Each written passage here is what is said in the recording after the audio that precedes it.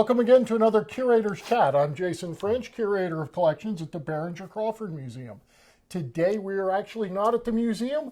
We are in Latonia at a wonderful historic print shop, T&W Printing, and I'm here with Tom. Now, Tom, this is your family print shop, is that correct? Correct, yes. Mm-hmm.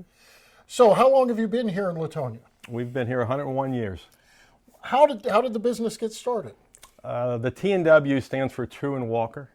It was James True and Frank Walker. That's where the T&W came from. And my dad took it over in about 1962. He had it for 20 years until he passed away, and I've had it since 1982. Okay. So, you know, it's not that common to find a functioning print shop in America anymore. Not anymore, correct. Not anymore, Right. Especially one that's lasted this many years. Mm-hmm. So, you know, what's great about print shops is when you get into them, the older print shops, there's still old machinery, there's old type around. Tell us a little bit about some of the historic things you have here in this print shop. One of the things we still have is called a Heidelberg windmill. My dad brought it brand new in 1970. And we used to print and die cut on it back in those days. Nowadays it's used strictly for die cutting, like door hangers when it puts a hole in the door hanger. Those are what the things that we do on the Heidelberg anymore. So that was a letterpress machine that you could do multiple things with. Very versatile type of equipment, yes. What was the largest print that you could do on that particular machine? On that one took a sheet of 10 by 15 okay, 10 by 15 inches. Mm-hmm. When your father picked up the business, it was handset and letterpress printing. Then he transitioned it to offset. A little bit offset. We still had both at the time. Okay. So we could still do both, depending on the job, depending on what was needed. So what is the difference really between letterpress and offset? Does it look different? Is it just a little clearer? Or? Well, letterpress is done basically with type. Mm-hmm. It's all type that's been, and basically the offset printing is you're taking a picture of copy and making a printing plate.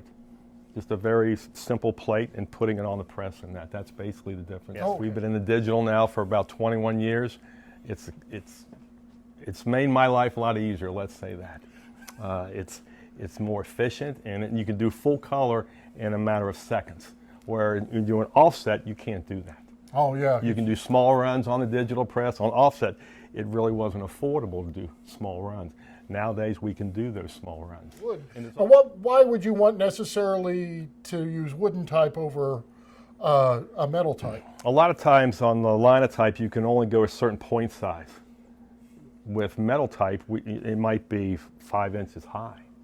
So you can make big signs with big type in that. Linotype can't do that. Yeah, Linotype had very good at what it did. Small type, very efficient. But when it comes to larger type that you want your name to stick out or the company name, you went to the wooden type. I haven't used wooden type in maybe 30 years or so, but I just kept it around. It's kind of a memory of my father who used it a lot. Right. Well, and it is an interesting aspect of, well, even before type metal, when there was limited printing, it would have been carved wooden type. When you're looking at type blocks and even something like wallpaper printing that we don't think a lot of, that was a lot of times wooden blocks. So. Yeah, at one time, everything we did here was hand set.